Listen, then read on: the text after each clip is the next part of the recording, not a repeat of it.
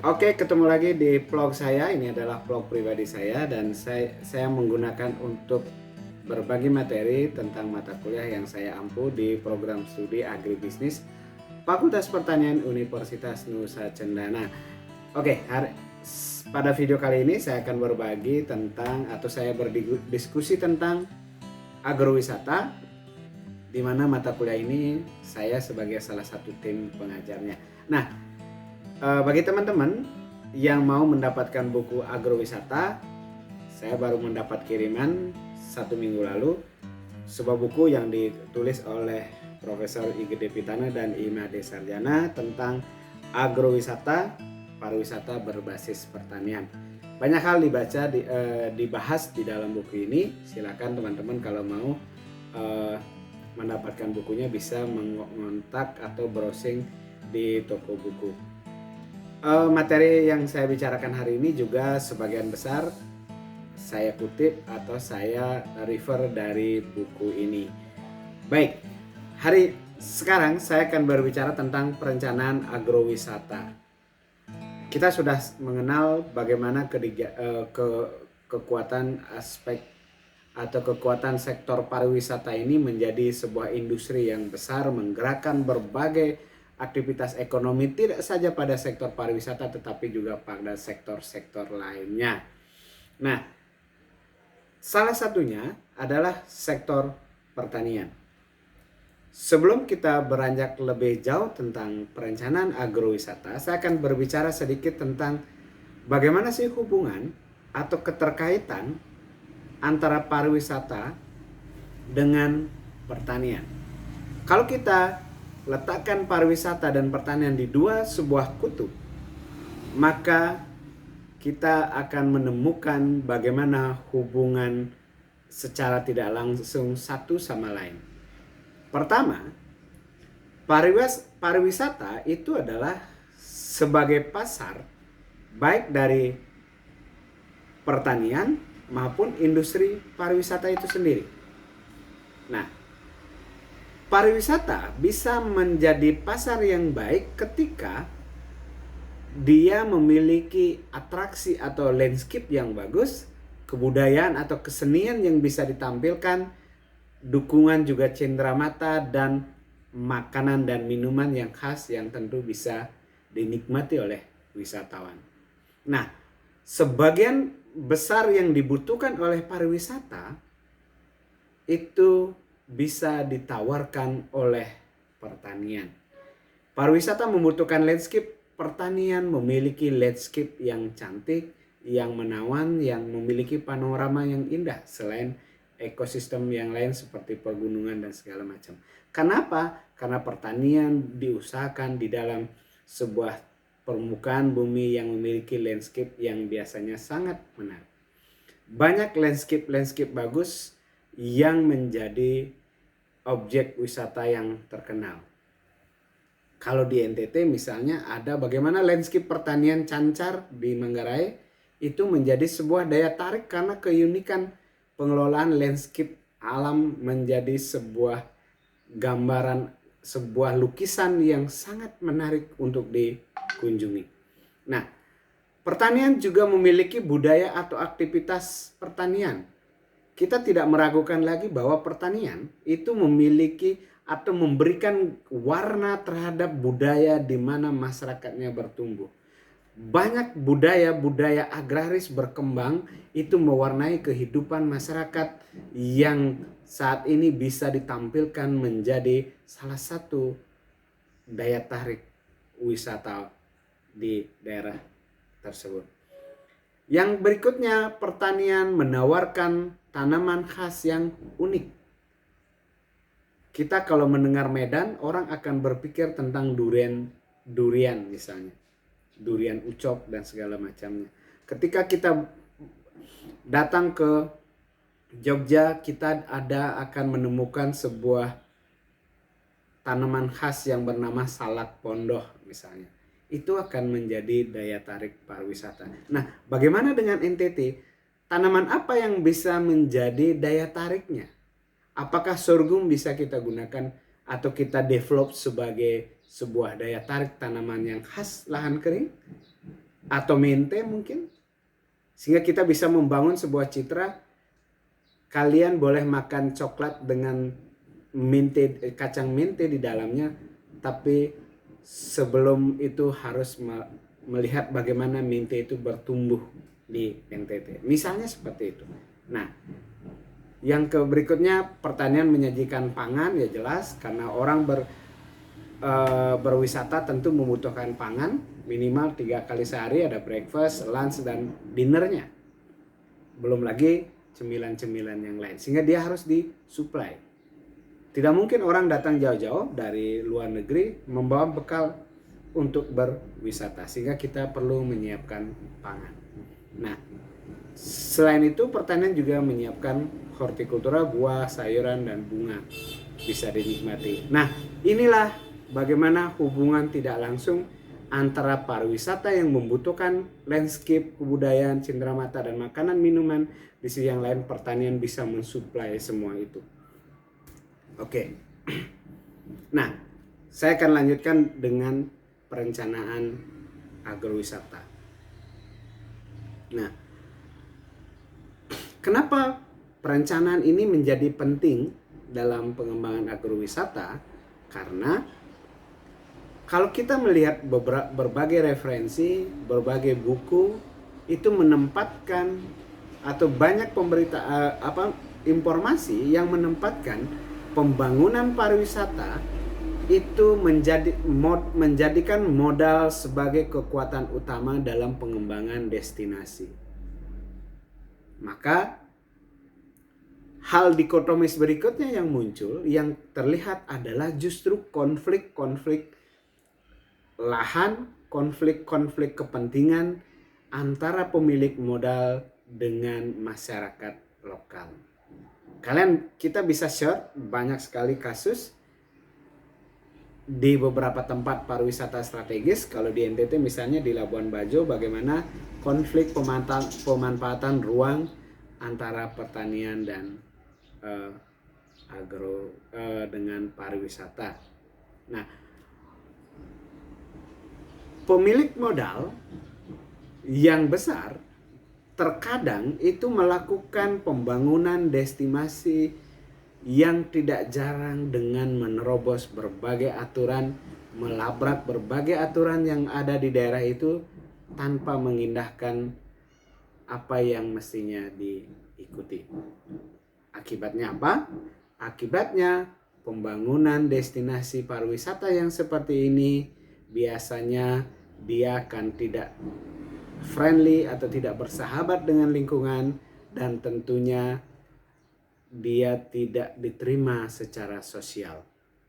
Banyak destinasi-destinasi wisata yang akhirnya tidak berjalan dengan bagus, bahkan bangkrut atau bahkan tutup karena tidak mengindahkan aspek lingkungan dan sosial ini.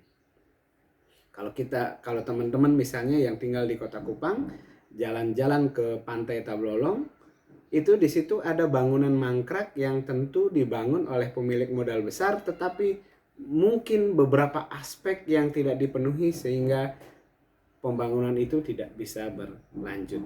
Pembangunan hanya mendasarkan pada di situ ada potensi yang bagus, tetapi tidak pernah melibatkan atau mungkin tidak pernah memperhatikan aturan-aturan, atau bahkan mungkin tidak pernah melihat bagaimana kepemilikan lahan di daerah itu sehingga pembangunannya tidak bisa berjalan dengan baik. Itu salah satu contoh, atau mungkin contoh-contoh yang lain, atau mungkin teman-teman bisa menambahkan kasus-kasus di daerahnya, misalnya ada pembangunan destinasi yang tidak berjalan baik karena melabrak berbagai hal yang bisa jadi menjadi faktor penghambatnya. Nah, menurut dikutip dari Friedman ya, dari kenapa beberapa hal yang menjadi pertimbangan perencanaan itu adalah dalam perencanaan itu selalu memikirkan persoalan ekonomi. Artinya apa?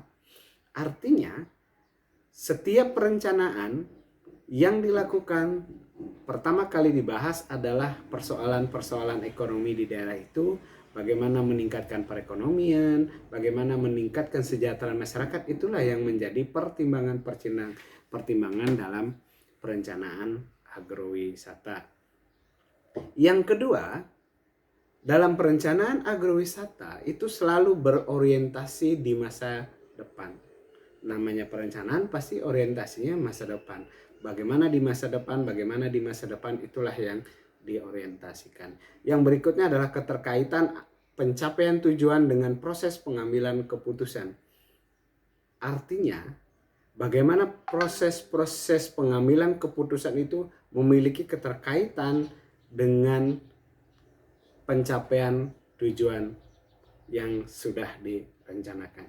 Artinya, jangan sampai mengambil keputusan-keputusan yang tidak sejalan dengan bagaimana kita mencapai tujuan. Dan yang terakhir, dalam perencanaan mempertimbangkan kebijakan dan komprehensif. Artinya, bagaimana secara bijak mengambil keputusan dan diambil keputusan secara komprehensif, memperhatikan semua kepentingan sehingga terakomodasi di dalam perencanaan tersebut. Nah, oke. Dalam sebuah site plan destinasi agrowisata perlu disusun perencanaan yang berkelanjutan. Bagaimana perencanaan berkelanjutan ini berhubungan dengan bagaimana pengelola atau pengembangan agrowisata yang memanfaatkan sumber daya lingkungan secara proporsional. Artinya, sumber daya alam yang bagus atau yang baik menjadi destinasi wisata itu dapat dimanfaatkan tetapi secara proporsional. Tidak diambil sepenuhnya, apalagi diprivatisasi sepenuhnya. Nah, yang berikutnya dalam pengembangan destinasi agrowisata juga harus memperhatikan atau mempertimbangkan kondisi cuaca dan tanah yang ada di situ.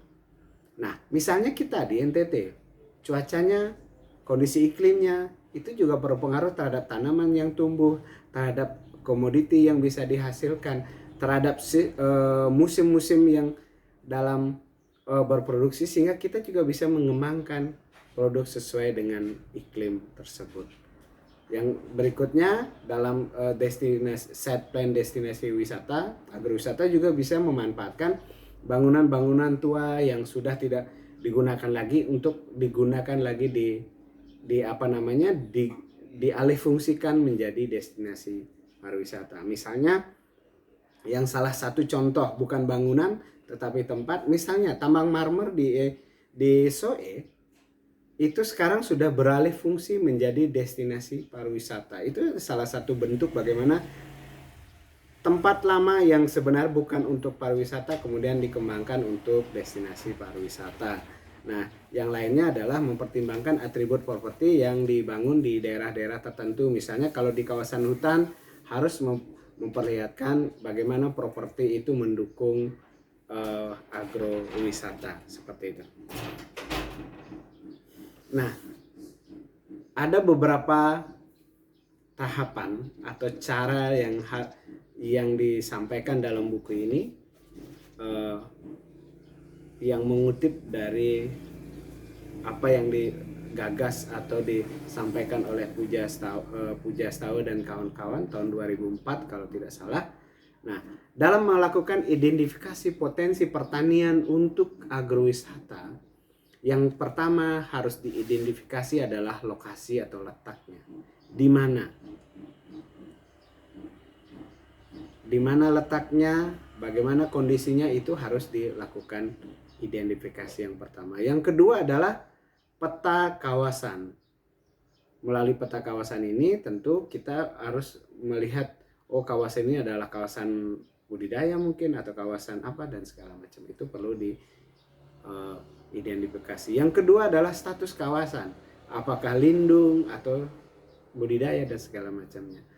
Nah, kemudian baru kita mengidentifikasi akses menuju kawasan itu bagus atau tidak, atau jangan sampai tidak ada jalan ke kawasan itu. Kalau tidak ada jalan, bagaimana mengusahakan jalan, apakah panjang atau pendek? Nah, itu harus diidentifikasi. Berikutnya adalah klimatologi, terkait dengan iklim, tentu hujan apa itu harus kita bisa diprediksi misalnya. Yang berikutnya adalah jenis-jenis flora dan fauna. Kenapa flora dan fauna ini penting diidentifikasi? Karena semakin kita mendapatkan flora dan fauna unik di daerah itu, maka itu juga akan menjadi daya tarik tersendiri. Berikutnya adalah potensi ekologis lainnya, misalnya sejukkah atau apakah. Nah, atau mungkin sebuah ekosistem yang unik di situ yang bisa kita identifikasi. Yang berikut adalah persepsi masyarakat dan wisatawan. Bagaimana persepsi masyarakat karena kita mengembangkan agrowisata di tengah-tengah masyarakat. Jangan sampai masyarakat tidak welcome, tidak menerima dengan apa yang kita gagas, tentu itu akan berdampak negatif terhadap pengembangan agrowisata. Begitu juga dengan wisatawan. Wisatawan apakah dia tertarik dengan apa yang kita kembangkan atau tidak? Dan yang terakhir adalah identifikasi infrastruktur penunjang seperti jalan, seperti telekomunikasi seperti saat ini ya. Misalnya di situ jaringannya sudah 4G atau belum misalnya.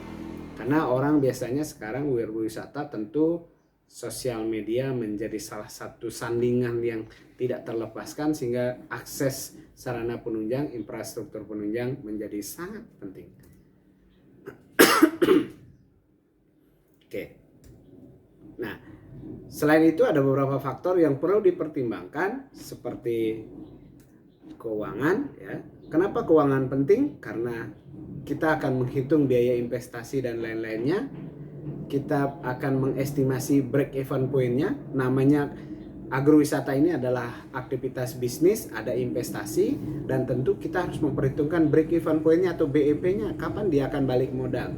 Nah, terpenting adalah bagaimana kita menetapkan harga yang sesuai dengan fasilitas yang kita kembangkan sehingga tidak menjadi overprice ya, terlalu mahal misalnya, atau terlalu murah kita berarti kita yang terlalu lama dalam mencapai break even point. Selain itu, secara untuk pada aspek keuangan ini disarankan bagaimana mengembangkan agrowisata secara kecil-kecilan dulu atau dengan mengembangkan pariwisata yang low cost activity dan perlahan baru dikembangkan lebih besar lagi. Seperti itu. Oke. Dan yang terakhir, apapun itu, karena industri pariwisata ini adalah industri yang padat modal dan padat karya, maka sumber daya manusia menjadi salah satu hal yang sangat penting diperhatikan. SDM memiliki peranan penting karena di sini agrowisata menggabungkan dua aktivitas, menggerakkan atau mensinkronkan antara hal yang tradisional, masa lampau berasal dari kebudayaan masa lampau tradisional berupa pertanian dengan aktivitas ekonomi masa depan atau modern berupa pariwisata. Oleh karena itu, wawasan dan keterampilan yang memadai diperlukan dalam mengelola agrowisata ini. Agrowisata, kebutuhan sumber daya manusia agrowisata menjadi lebih kompleks dari pariwisata yang lain karena dibutuhkan kemampuan on farm, membudidayakan tanaman. Di sisi yang lain juga dibutuhkan kemampuan off farm seperti berorganisasi, bahkan bagaimana membangun hospitality pelaku on farm terhadap wisatawan yang berkunjung ke daerah tersebut.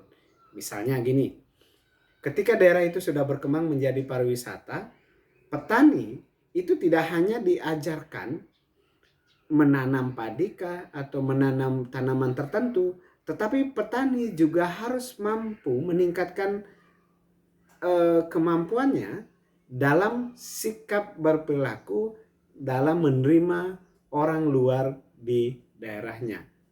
Bisa senyum kepada orang, bisa ramah kepada tamu-tamu yang datang. Itu bagian skill sumber daya manusia yang harus dikembangkan dan itu dilakukan secara periodik atau secara murni naluriah oleh para petani sehingga orang merasa nyaman untuk berwisata di daerah tersebut. Bayangkan kalau orang berwisata, petaninya hebat mencangkul tapi mukanya ketus ketika ketemu orang atau bahkan menyeramkan. Siapa yang mau berwisata dengan kondisi mencekam seperti itu? Nah, itulah yang harus dilakukan. Nah, di bagian akhir diskusi ini saya akan membagikan langkah-langkah perencanaan yang dibahas dalam buku ini. Jadi pertama adalah merumuskan tujuan secara jelas. Jadi dalam perencanaan apapun, tujuan itu harus jelas. Jadi kita harus merumuskan secara jelas apa tujuan yang ingin dicapai. Kemudian langkah berikutnya adalah mengumpulkan data dan informasi yang sebanyak-banyaknya, kemudian dianalisis data dan informasi tersebut untuk keperluan perencanaan agrowisata. Setelah melakukan analisis, apa yang dilakukan? Yang harus dilakukan adalah merumuskan dan menetapkan alternatif pencapaian tujuan. Tentu setiap tujuan memiliki alternatif untuk pencapaiannya. Apakah saya bangun jalan dulu atau bangun yang lain dulu, misalnya seperti itu. Tentu ada batasan, ada alternatif seperti itu. Dan alternatif itu juga berkaitan dengan skala prioritas. Jadi skala prioritasnya apa dulu? Oh, harus ada toilet satu dulu, ada restoran untuk bisa mendapatkan income, baru yang lain, misalnya seperti itu. Atau SDM-nya perlu di-upgrade terlebih dahulu, baru yang lain-lain infrastruktur, seperti itu.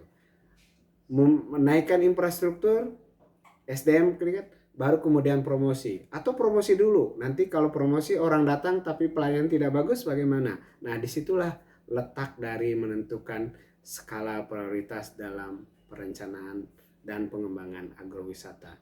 Jadi kita harus memilah-milah mana yang lebih dahulu, mana yang belakangan, atau kemudian mengikuti atau menyesuaikan dengan kondisi yang sudah terbangun.